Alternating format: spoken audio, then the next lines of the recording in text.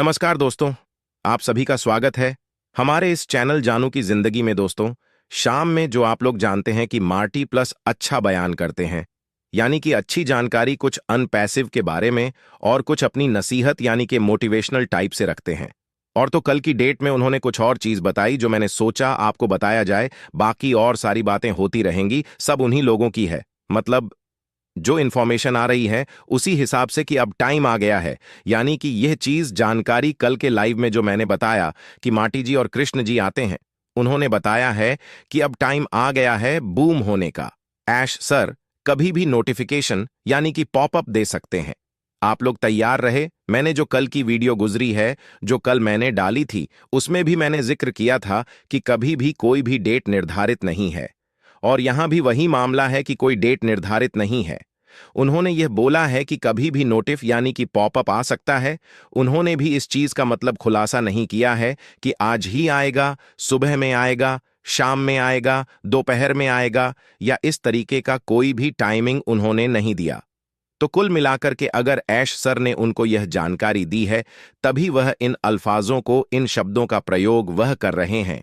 और आप हम सभी लोग वेट कर रहे हैं, इंतजार कर रहे हैं। और उन्होंने और भी कुछ बोला था, वह भी मैं आपको बताना चाहता हूं कि ऐश सर हम सभी के लिए बहुत कुछ कर रहे हैं।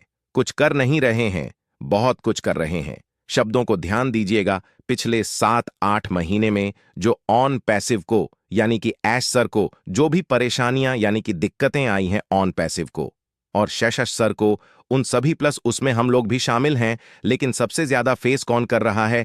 ऐश सर ऑन पैसिव को। अगर कोई प्रॉब्लम या कोई दिक्कत या कुछ भी हो रही है तो सबसे ज्यादा परेशानी ऐश सर को होती है। फिर उसके बाद हम लोगों को, क्योंकि सबसे पहले झटका उनको दिया जाता है, फिर हम लोगों तक वो बात पहुंचती है।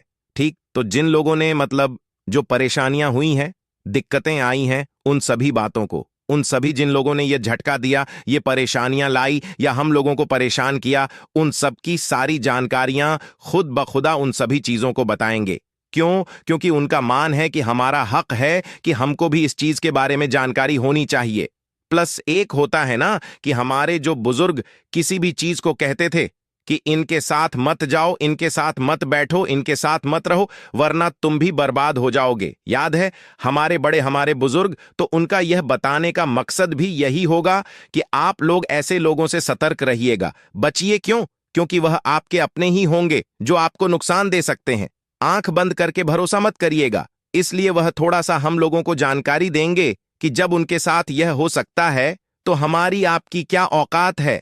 बातों को समझिए आप। फिर उसके बाद लोग हमसे पूछते हैं, मैं अपनी बात कर रहा हूं, हमसे क्या? मैं अपनी बात कर रहा हूं कि हमसे क्या? सभी फाउंडर्स लीडर से पूछते हैं। बहुत सारे लीडर्स हैं हमारे इंडिया में, एक दो नहीं है। नाम नहीं लूंगा, क्योंकि एक का लूंगा तो दूसरा बेचारा हमारा भाई नाराज हो जाएगा, ऐसा नहीं है।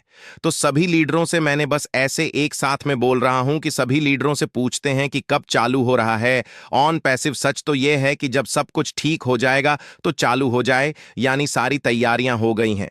तब और कुछ कानूनी प्रक्रिया, जैसे कि अभी मैंने 1-2 मिनट पहले ही, 3 मिनट पहले ही बताया कि टाइम आ चुका है बूम होने का। ऐसर कभी भी पॉपअप दे सकते, संगीत हैं, यह भी उन्होंने जिक्र किया। प्लस यह भी, प्लस हम बहुत जगह फेल हुए हैं, उन्होंने इसके बारे में जिक्र किया। हमें अच्छा लगा, इसलिए मैंने सोचा इस वीडियो में आप तक ये बात पहुंचाई जाए। हम बहुत जगह फेल हुए हैं, कई कंपनियों में, आप भी, मैं भी सबकी बात कर रहा हूं। पैसा लगाया और सब पैसा डूब गया, कंपनियां लेकर के भग गई। कहां ढूंढेंगे हम? कुछ पता है नहीं। चलो कोई बात नहीं, किसी को का कम डूबा है पैसा और किसी का ज्यादा, मेरे साथ भी हुआ है। अनपैसिव आपको निराश नहीं करेगी, ऐश सर आपको निराश नहीं करेंगे। यानी कि जो हम लोगों ने सपने देखे हैं अनपैसिव को लेकर के, बहुत सारे सपने, पर यह है कि वह सपने धीरे धीरे पूरे हो रहे होते होते।